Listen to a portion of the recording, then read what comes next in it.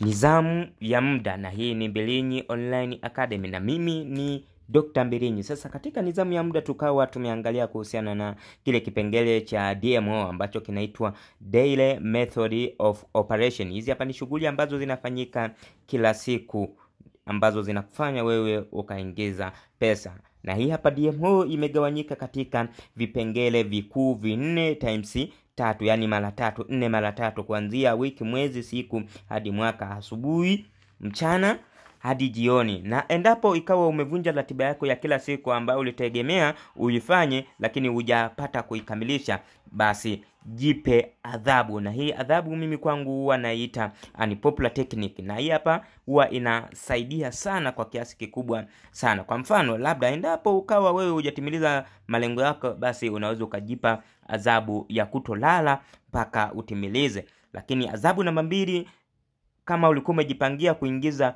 pesa kiasi fulani kwenye akaunti yako, basi hakikisha unajipa adhabu ya kuingiza pesa kubwa zaidi ya ile ambayo ulikuwa umejipangia. Na vitu vyote hivi vyote ukitaka kuvipata, basi vinapatikana katika kile kitabu changu cha Unpopular Technique. Basi usisahau kushare, kucomment, kulike, kusubscribe, lakini pia hata kuwashirikisha ndugu. Na hii ni Mbilinyi Online Academy.